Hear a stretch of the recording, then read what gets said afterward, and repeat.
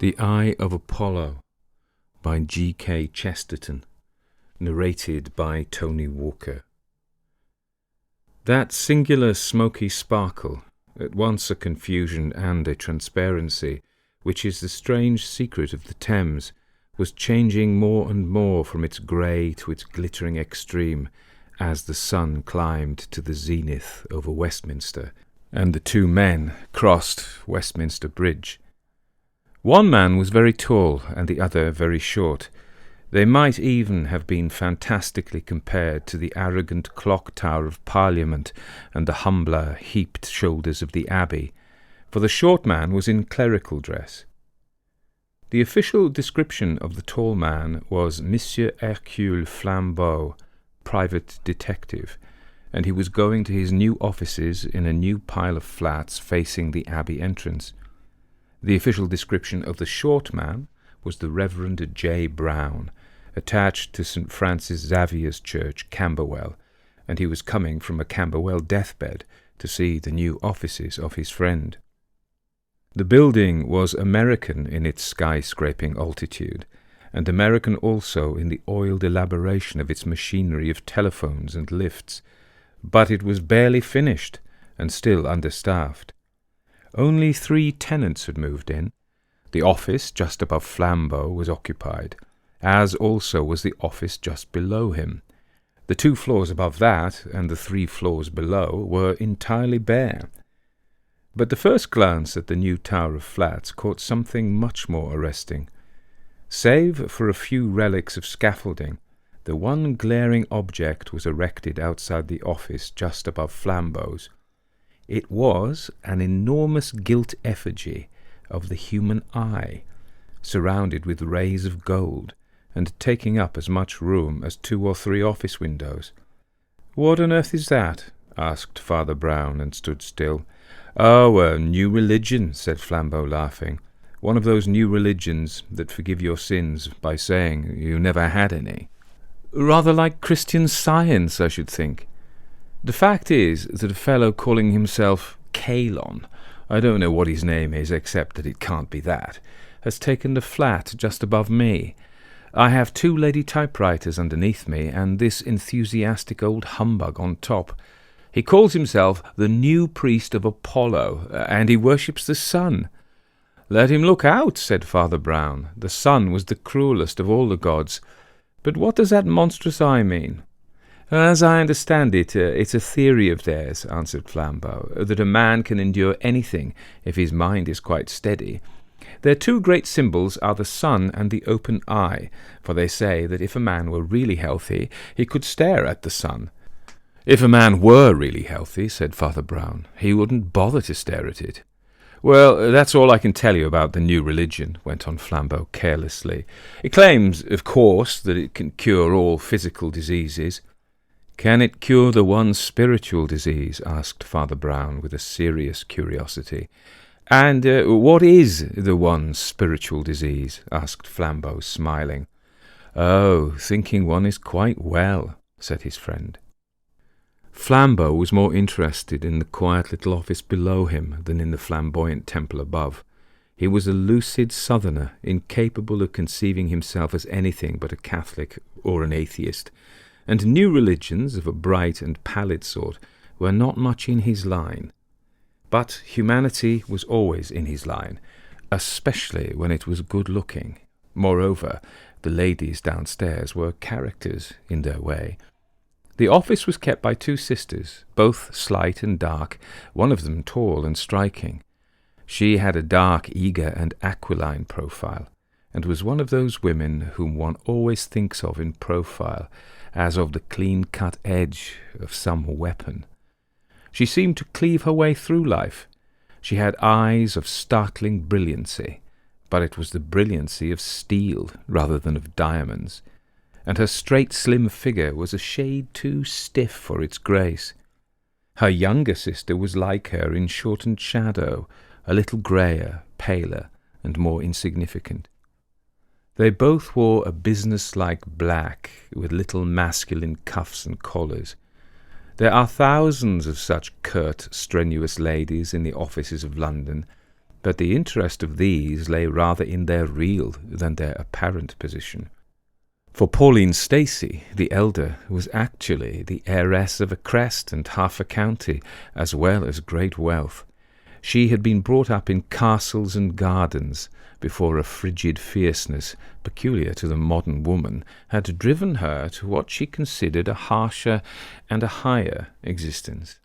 She had not indeed surrendered her money, in that there would have been a romantic or monkish abandon quite alien to her masterful utilitarianism. She held her wealth, she would say, for use upon practical social subjects. A part of it she had put into her business, the nucleus of a model typewriting emporium.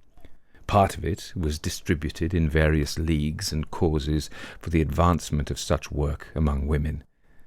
How far Joan, her sister and partner, shared this slightly prosaic idealism, no one could be very sure.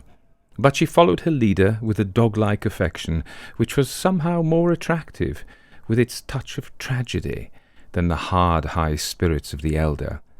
For Pauline Stacey had nothing to say to tragedy. She was understood to deny its existence. Her rigid rapidity and cold impatience had amused Flambeau very much on the first occasion of his entering the flats.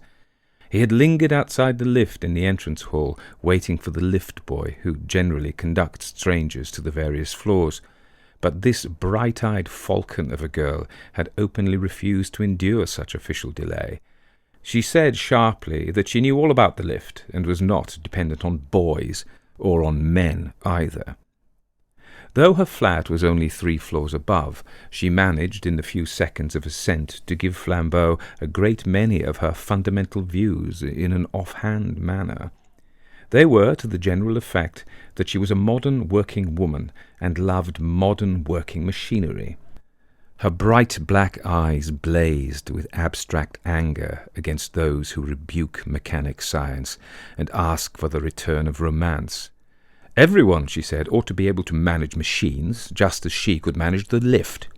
She seemed almost to resent the fact of Flambeau opening the lift door for her, and that gentleman went up to his own apartment smiling with somewhat mingled feelings at the memory of such spitfire self-dependence. She certainly had a temper of a snappy, practical sort. The gestures of her thin, elegant hands were abrupt or even destructive. Once Flambeau entered her office on some typewriting business, and found she had just flung a pair of spectacles belonging to her sister into the middle of the floor and stamped on them. She was already in the rapids of an ethical tirade about the sickly medical notions and the morbid admission of weakness implied in such an apparatus. She dared her sister to bring such artificial, unhealthy rubbish into the place again. She asked if she was expected to wear wooden legs or false hair or glass eyes, and as she spoke, her eyes sparkled like the terrible crystal. Flambeau, quite bewildered with this fanaticism, could not refrain from asking Miss Pauline, with direct French logic, why a pair of spectacles was a more morbid sign of weakness than a lift, and why, if science might help us in the one effort, it might not help us in the other. "That is so different," said Pauline Stacey loftily. "Batteries and motors and all those things are marks of the force of man. Yes, Mr. Flambeau, and the force of women, too. We shall take our turn at these great engines that devour distance and defy time. That is high and splendid. That is really science. But these nasty props and plasters the doctors sell, why, they are just badges of poltroonery. Doctors stick on legs and arms as if we were born cripples and sick slaves. But I was free-born, Mr. Flambeau. People only think they need these things because they have been trained in fear instead of being trained in power and courage, just as the silly nurses tell children not to stare at the sun, and so they can't do it without blinking. But why among the stars should there be one star I may not see? The sun is not my master, and I will open my eyes and stare at him whenever I choose." "Your eyes," said Flambeau with a foreign bow, "will dazzle the sun." He took pleasure in complimenting this strange, stiff beauty, partly because it threw her a little off her balance, But as he went upstairs to his floor, he drew a deep breath and whistled, saying to himself, "So she has got into the hands of that conjurer upstairs with his golden eye." For little as he knew or cared about the new religion of Kalon, he had heard of his special notion about sun-gazing. He soon discovered that the spiritual bond between the floors above and below him was close and increasing. The man who called himself Kalon was a magnificent creature, worthy, in a physical sense, to be a pontiff of Apollo. He was nearly as tall even as Flambeau, and very much better looking, with a golden beard, strong blue eyes, and a mane flung back like a lion's. In structure he was the blonde beast of Nietzsche, but all this animal beauty was heightened, brightened, and softened by genuine intellect and spirituality. If he looked like one of the great Saxon kings, he looked like one of the kings that were also saints, and this despite the cockney incongruity of his surroundings. The fact that he had an office halfway up a building in Victoria Street, that the clerk, a commonplace youth in cuffs and collars, sat in the outer room between him and the corridor, that his name was on a brass plate, and the gilt emblem of his creed hung above his street, like the advertisement of an occultist. All this vulgarity could not take away from the man called Kalon the vivid oppression and inspiration that came from his soul and body. When all was said, a man in the presence of this quack did feel in the presence of a great man. Even in the loose jacket suit of linen that he wore as a workshop dress in his office, he was a fascinating and formidable figure, and when robed in the white vestments and crowned with the golden circlet in which he daily saluted the sun, he really looked so splendid that the laughter of the street people sometimes died suddenly on their lips. For 3 times a day the new sun-worshipper went out on his little balcony in the face of all Westminster to say some litany to his shining lord. Once at daybreak, once at sunset, and once at the shock of noon. And it was while the shock of noon still shook faintly from the towers of Parliament and Parish Church that Father Brown, the friend of Flambeau, first looked up and saw the white priest of Apollo. Flambeau had seen quite enough of these daily salutations of Phoebus, and plunged into the porch of the tall building without even looking for his clerical friend to follow. But Father Brown, whether from a professional interest in ritual or a strong individual interest in tomfoolery, stopped and stared up at the balcony of the sun-worshipper, just as he might have stopped and stared up at a Punch and Judy. Kalon the prophet was already erect, with argent garments and uplifted hands, and the sound of his strangely penetrating voice could be heard all the way down the busy street, uttering his solar litany. He was already in the middle of it. His eyes were fixed upon the flaming disk. It is doubtful if he saw anything or anyone on this earth. It is substantially certain that he did not see a stunted, round-faced priest who, in the crowd below, looked up at him with blinking eyes. That was perhaps the most startling difference between even these 2 far-divided men. Father Brown could not look at anything without blinking, but the priest of Apollo could look on the blaze at noon without a quiver of the eyelid. "O sun!" cried the prophet, "O star that art too great to be allowed among the stars! O fountain that flowest quietly in that secret spot that is called space! White father of all white unwearied things, white flames and white flowers and white peaks! Father, who art more innocent than all thy most innocent and quiet children, primal purity, into the peace of which a rush and crash, like the reversed rush of a rocket, was cloven with a strident and incessant yelling. 5 people rushed into the gate of the mansions as 3 people rushed out, and for an instant they all deafened each other. The sense of some utterly abrupt horror seemed for a moment to fill half the street with bad news. Bad news that was all the worse because no one knew what it was. Two figures remained still after the crash of commotion, the fair priest of Apollo on the balcony above, and the ugly priest of Christ below him. At last the tall figure and titanic energy of Flambeau appeared in the doorway of the mansions and dominated the little mob. Talking at the top of his voice like a foghorn, he told somebody or anybody to go for a surgeon, and as he turned back into the dark and thronged entrance, his friend Father Brown slipped in insignificantly after him. Even as he ducked and dived through the crowd, he could still hear the magnificent melody and monotony of the solar priest still calling on the happy God, who is the friend of fountains and flowers. Father Brown found Flambeau and some 6 other people standing round the enclosed space into which the lift commonly descended. But the lift had not descended. Something else had descended, something that ought to have come by lift. For the last 4 minutes, Flambeau had looked down on it, had seen the brained and bleeding figure of that beautiful woman who denied the existence of tragedy. He had never had the slightest doubt that it was Pauline Stacey, and though he had sent for a doctor, he had not the slightest doubt that she was dead. He could not remember for certain whether he had liked her or disliked her. There was so much both to like and dislike. But she had been a person to him, and the unbearable pathos of details and habit stabbed him with all the small daggers of bereavement.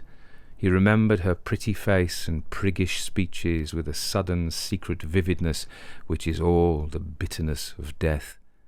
In an instant, like a bolt from the blue, like a thunderbolt from nowhere, that beautiful and defiant body had been dashed down the open well of the lift to death at the bottom.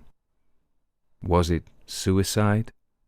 With so insolent an optimist it seemed impossible. Was it murder? But who was there in those hardly inhabited flats to murder anybody? In a rush of raucous words, which he meant to be strong and suddenly found weak, he asked where was that fellow Kalon. A voice, habitually heavy, quiet and full, assured him that Kalon, for the last 15 minutes, had been away up on his balcony, worshipping his god. When Flambeau heard the voice and felt the hand of Father Brown, he turned his swarthy face and said abruptly, "Then, if he's been up there all the time, who can have done it?" "Perhaps," said the other, "we might go upstairs and find out. We have half an hour before the police will move."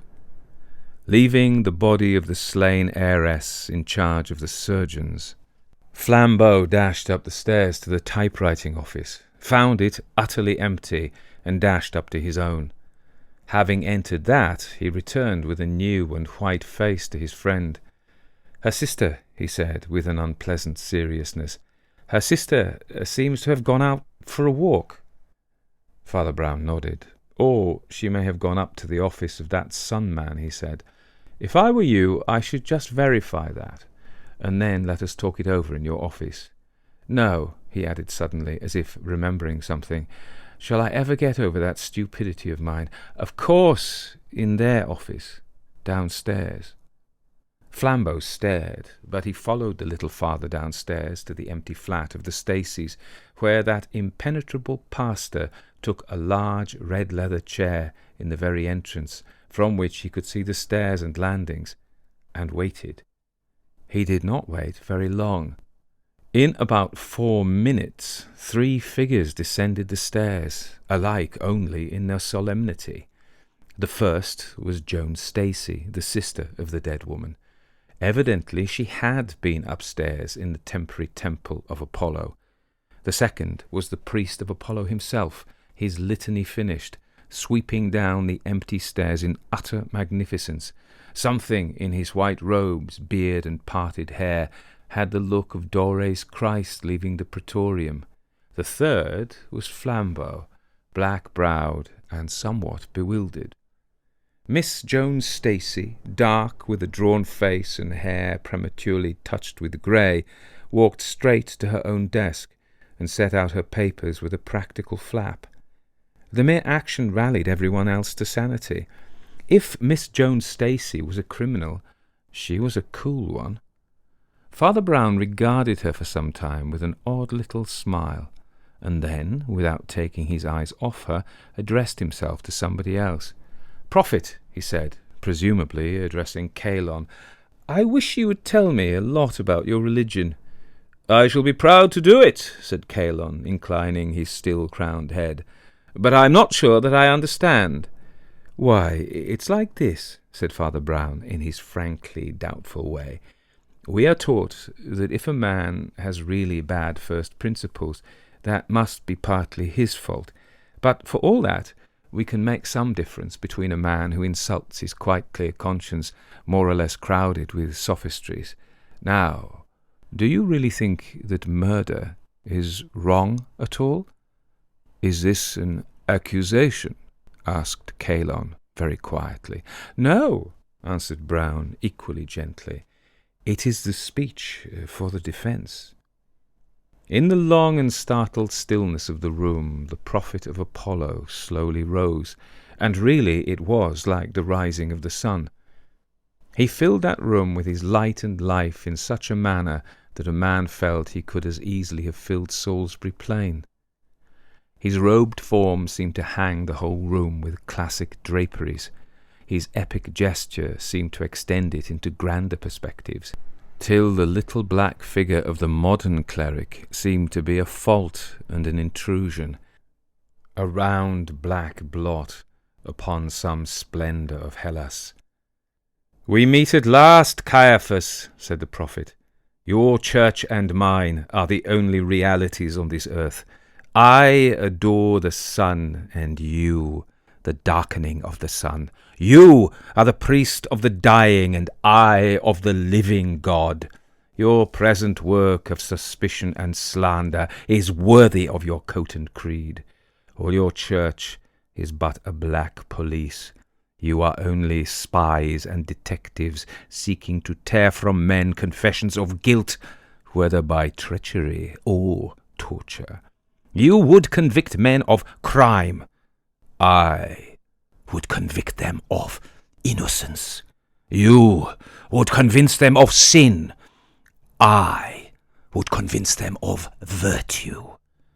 Reader of the books of evil, one more word before I blow away your baseless nightmares forever. Not even faintly could you understand how little I care whether you can convict me or no. The things you call disgrace and horrible hangings are to me no more than an ogre in a child's toy book to a man once grown up. You said you were offering the speech for the defence. I care so little for the cloudland of this life that I will offer you the speech for the prosecution.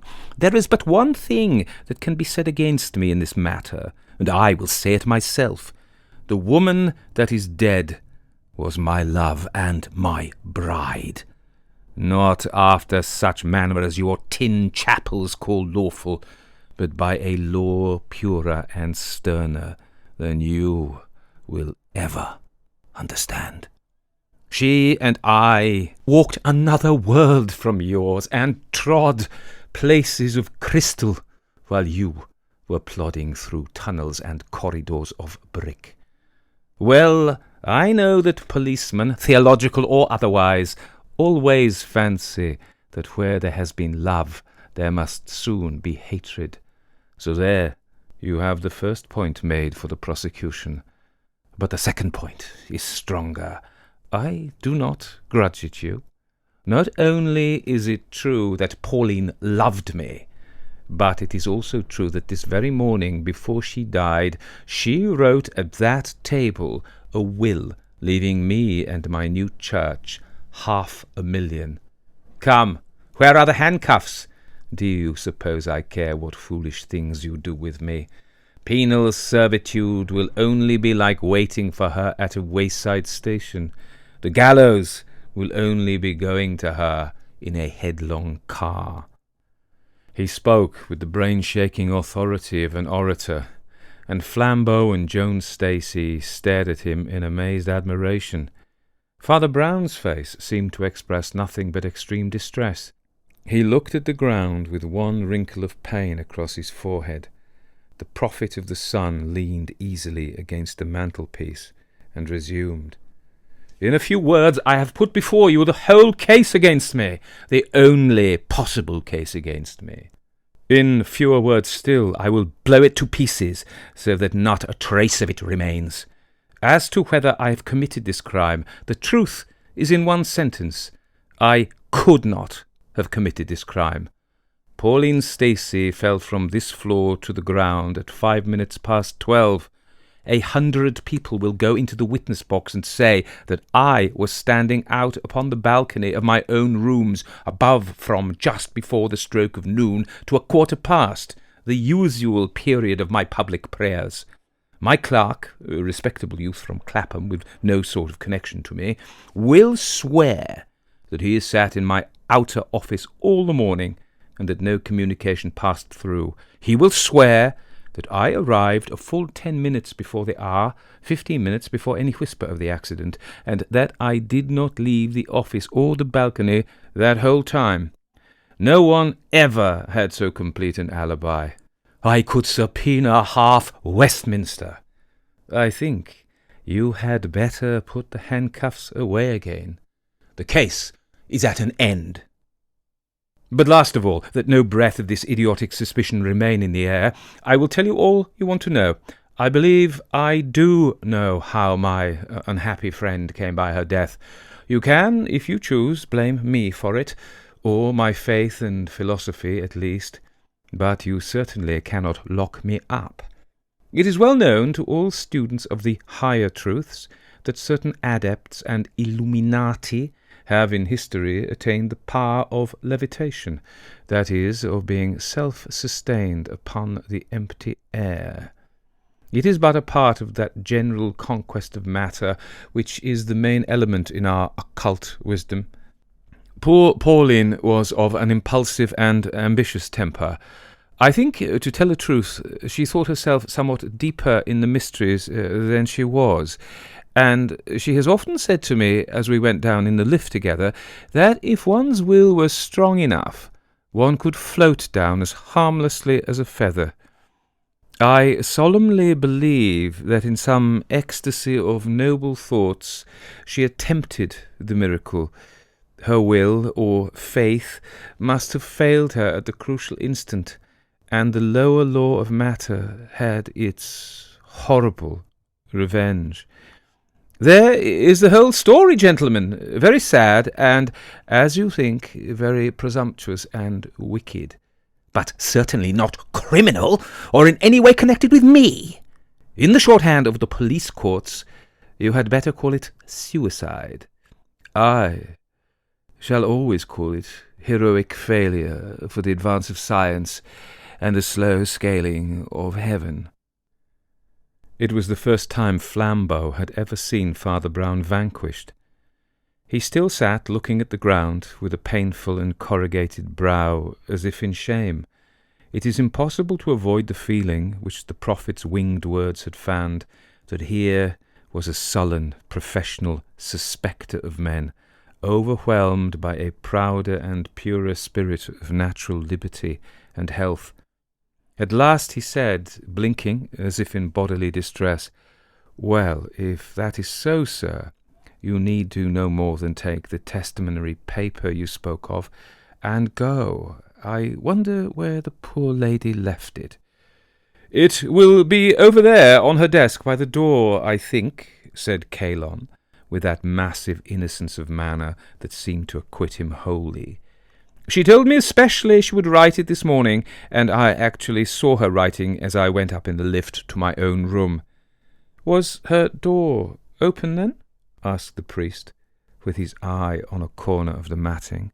"Yes," said Kalon calmly. "Ah, it's been open ever since," said the other, and resumed his silent study of the mat. "There's a paper over here," said the grim Miss Joan in a somewhat singular voice. She had passed over to her sister's desk by the doorway and was holding a sheet of blue foolscap in her hand.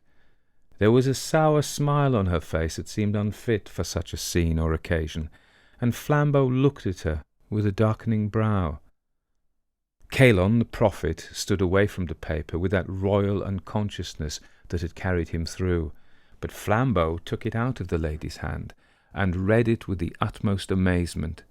It did indeed begin in the formal manner of a will, but after the words, "I give and bequeath all of which I die possessed," the writing abruptly stopped with a set of scratches, and there was no trace of the name of any legatee.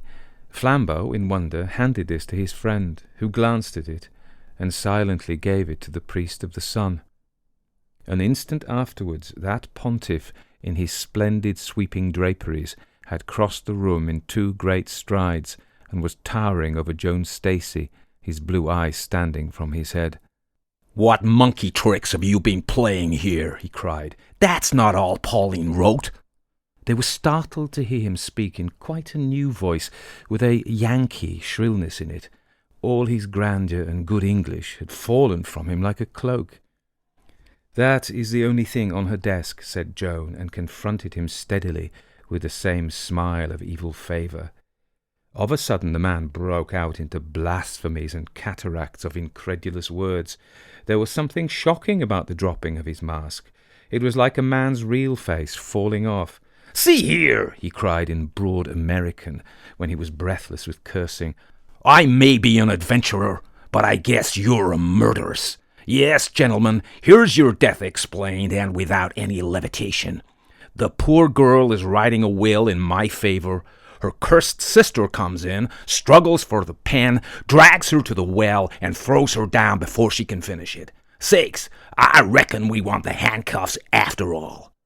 "As you have truly remarked," replied Joan with ugly calm, "your clerk is a very respectable young man, who knows the nature of an oath, and he will swear in any court that I was up in your office arranging some typewriting work for 5 minutes before and 5 minutes after my sister fell.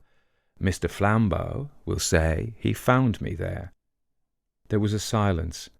"Why then," cried Flambeau, "Pauline was alone when she fell, and it was suicide."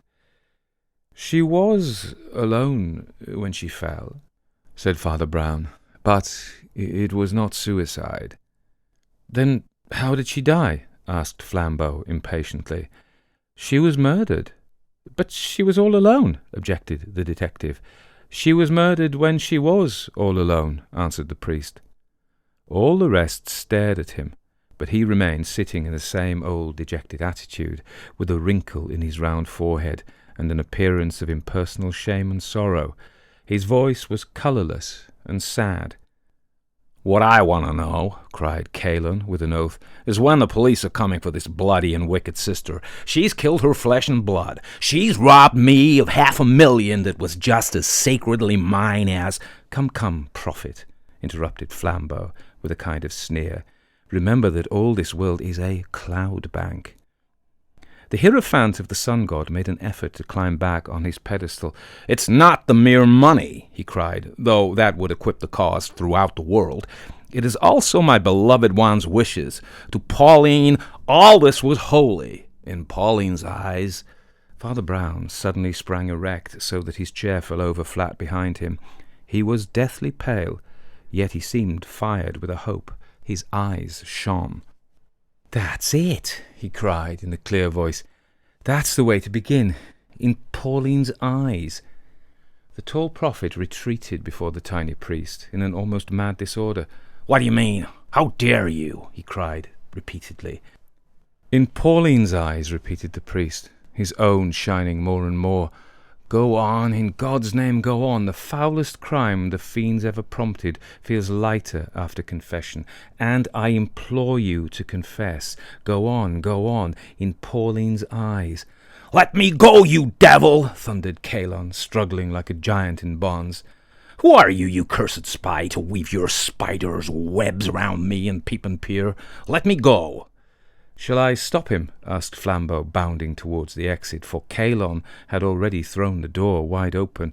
"No, let him pass," said Father Brown, with a strange deep sigh that seemed to come from the depths of the universe, "Let Cain pass by, for he belongs to God." There was a long-drawn silence in the room when he had left it, which was to Flambeau's fierce wits one long agony of interrogation.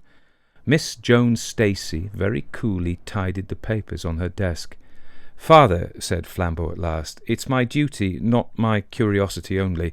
It is my duty to find out, if I can, who committed the crime." "Which crime?" asked Father Brown.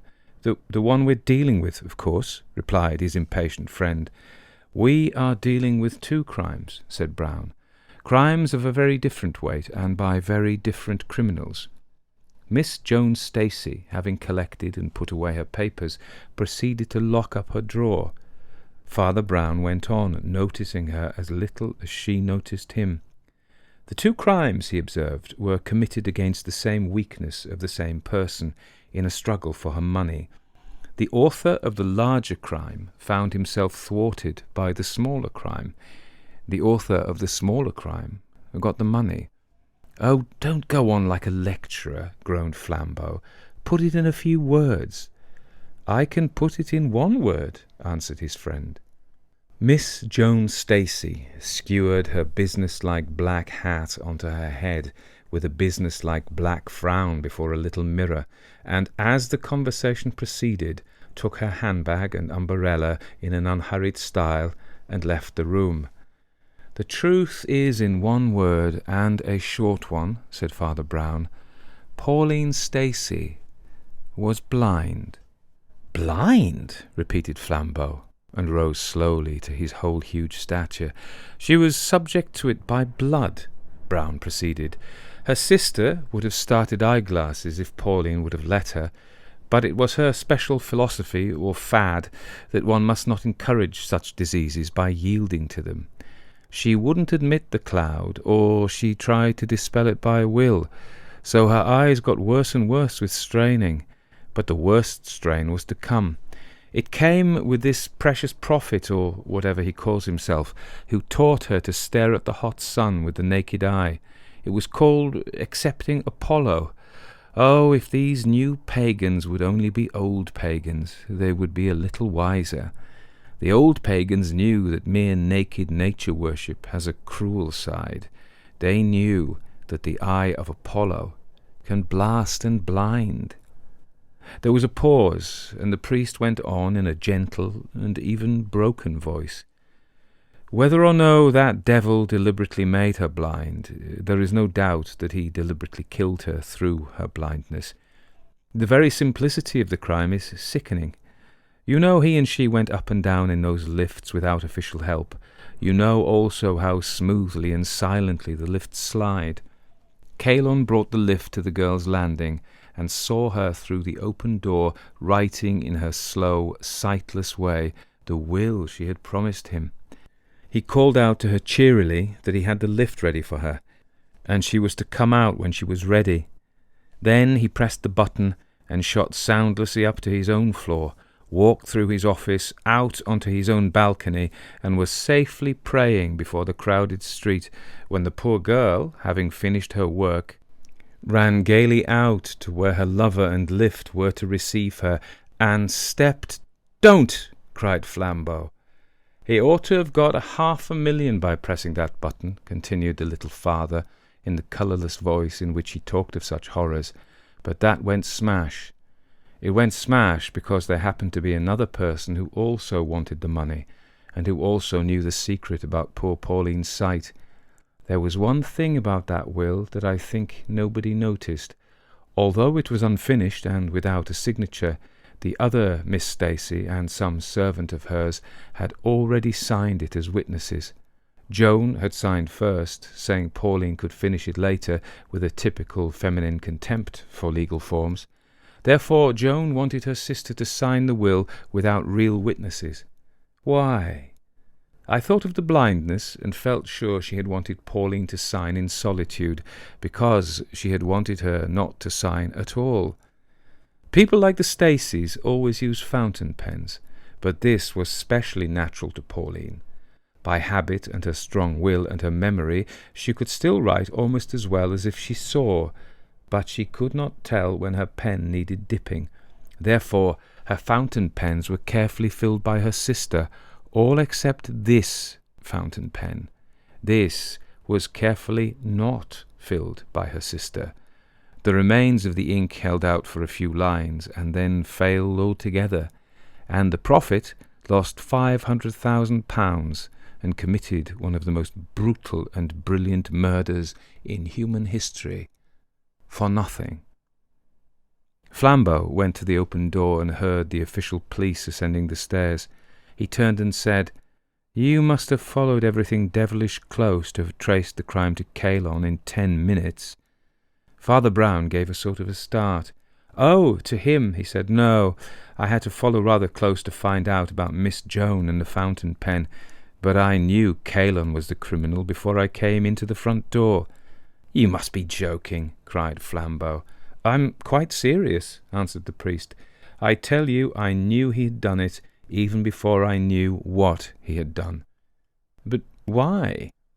"These pagan Stoics," said Brown reflectively, "always fail by their strength."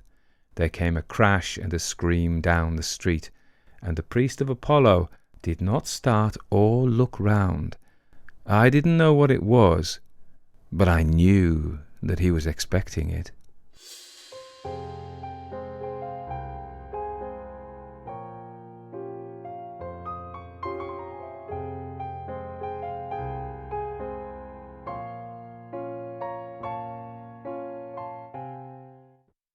So that was The Eye of Apollo, a Father Brown story by G K Chesterton. And it was published in 1911 as part of his collection, The Innocence of Father Brown. So this is the part of the podcast where we talk a little bit about the author and the story. So G K Chesterton, Gilbert Keith Chesterton, was born on the 29th of May 1874 in Kensington, London, and was a prolific English writer known for his wide-ranging contributions to literature, philosophy and Christian apologetics. He was educated at St Paul's School and later at the Slade School of Art. He wanted to be an illustrator originally, but he didn't actually graduate, and he ended up writing. His early career in journalism saw him contributing essays, critiques and reviews to various publications. His most celebrated works are his literary criticisms, such as Charles Dickens, A Critical Study, 1906, and of course Father Brown, and his other his other fictional works, such as the metaphysical thriller The Man Who Was Thursday, 1908. Throughout his life, Chesterton was a vocal critic of materialism and modernism, advocating instead for traditional Christian values and distributism. So distributism is an economic theory, but it's based closely on Catholic social teaching principles, especially Pope Leo XIII's teaching in his encyclical Rerum Novarum and Pope Pius XI in Quadragesimo Anno. So it has influenced Anglo-Christian democratic movements. So according to distributists, the right to property is a fundamental right, and the means of production should be spread as widely as possible rather than being centralized under the control of the state, as it would be in a socialist system, or in a few individuals, which is a plutocracy, which is pretty much what we have now, or corporations, or a corporatocracy, where we can, between those two, isn't it?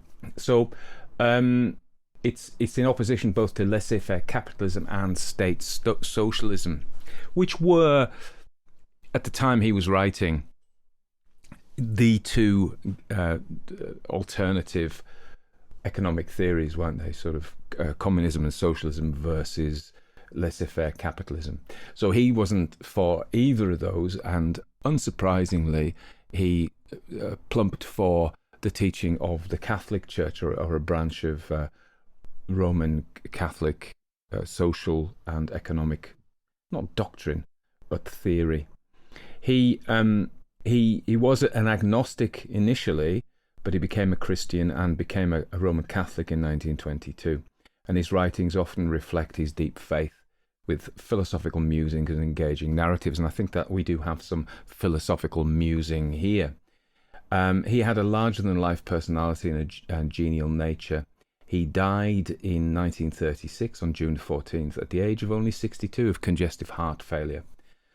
So his character, Father Brown, the unassuming yet astutely perceptive detective priest, we've got him here, created by G K Chesterton, stands, as we've just said, the most iconic features in detective fiction. Unlike the typical sleuths of his time, Father Brown's power of detection stems from his deep understanding of human nature, his profound empathy, and his keen theological insights. Clad in a humble clerical cassock, this short, round-faced priest uses his demeanour and sharp intellect to solve mysteries that baffle others. So, if we think, Sherlock Holmes or Lord Peter Wimsey, they are a different kind of person than Father Brown. He is this unassuming Catholic priest. Yeah, there we are. Very humble. And I think that was nicely contrasted with Kalon, or Kalon, meaning heart in Welsh, actually. But not Kalon, but Kalon. Kalon lan and llawn daioni. So, sorry about that digression. We have Kalon, who's pompous, narcissistic,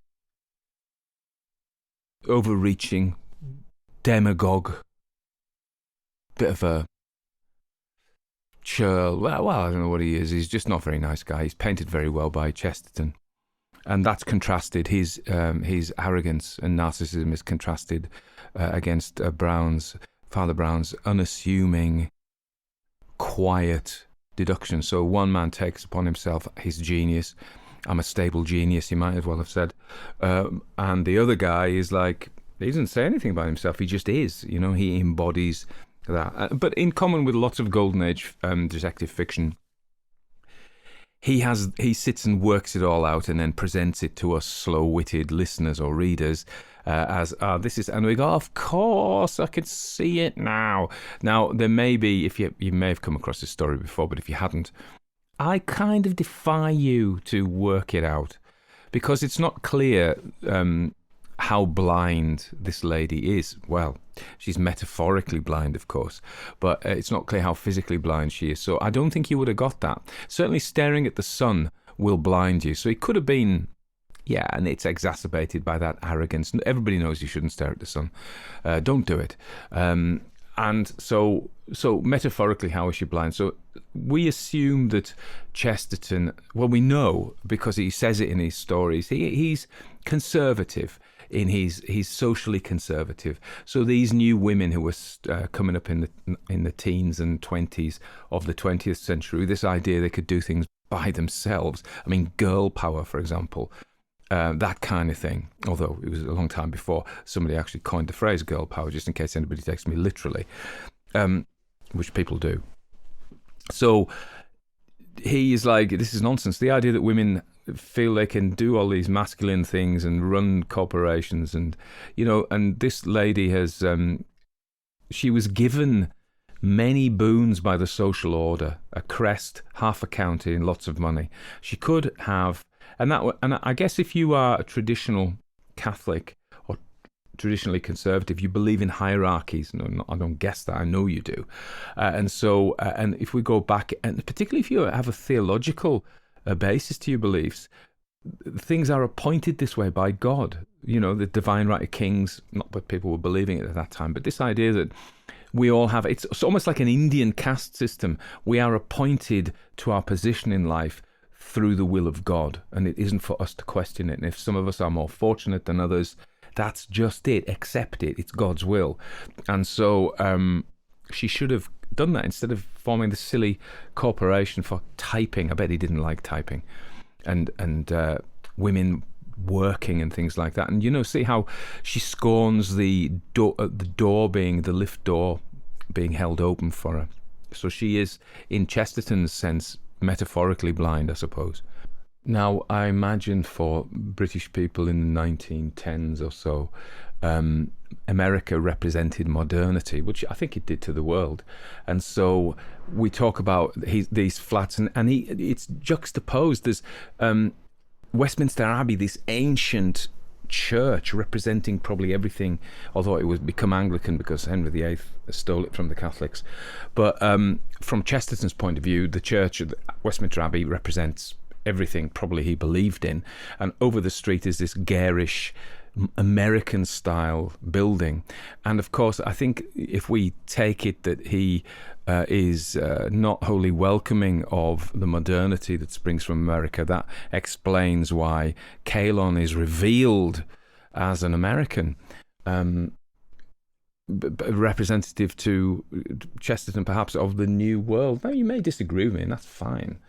Now, the other thing that is a theme in this is the arrogance of the pagans. Remember, and please, if I say the arrogance of the pagans, and I talk about the Catholics, I'm not taking a particular personal position. In the same way, if I talk about distributism, I can't even say it, so, versus socialism versus capitalism. I'm not saying I'm a capitalist. I'm not saying I'm a socialist. I'm not saying I'm a distributist. I'm just talking about the issues here, because people get them knickers in a twist about things like this.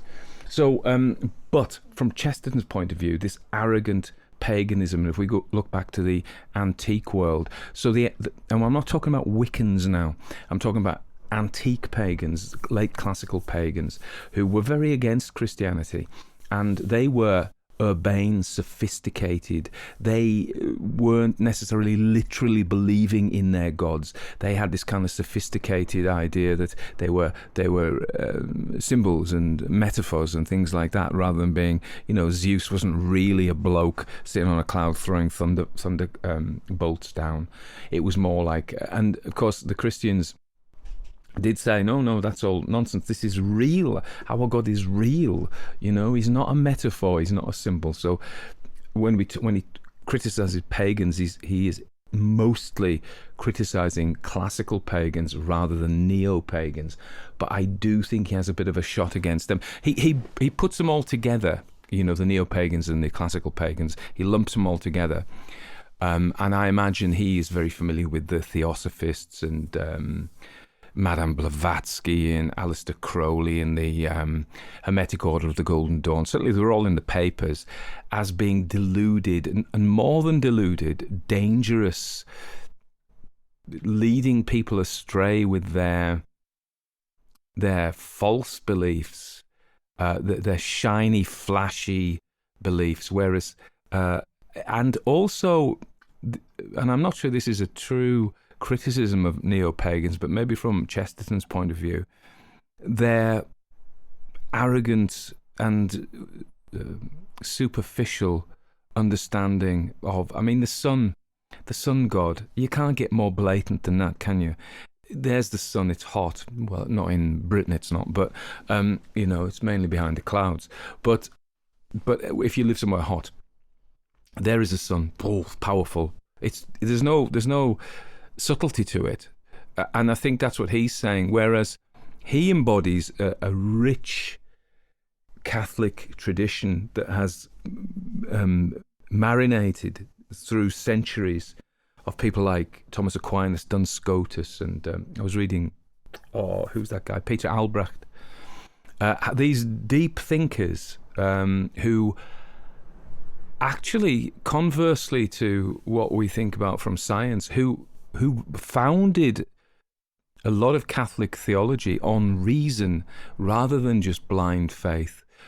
Famously Catholics, and I'm going to possibly get in trouble now, they do not, whereas a lot of Protestants believe in particularly evangelical Protestants, believe in the literal truth of every word in the Bible.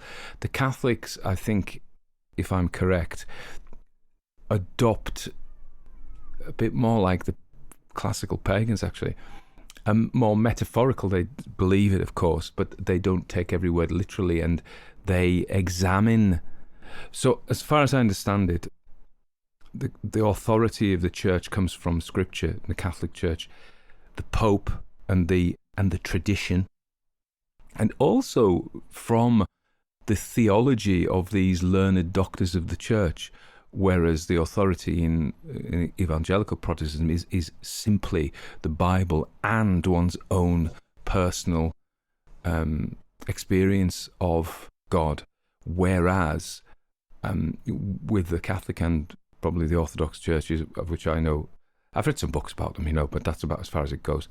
The authority is mediated through the bishops, the apostolic succession, and the priest, and this structure of the church provides a sanctuary and mediates between ordinary, simple, thick people who can't understand anything and God.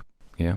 So I may be being unfair, and I'm sure people will comment on that, but I think that is how Father Brown is positioned. He's humble, he uses reason, he's not bombastic, he is impervious to these flashy shows of Kalon's nonsense. I did enjoy doing Kalon, of course.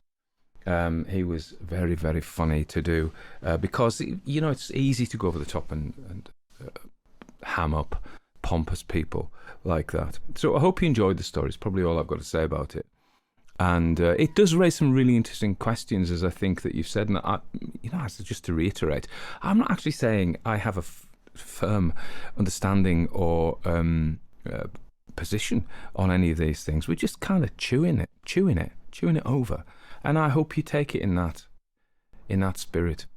Okay, I'm going out to salute the sun if I can find it.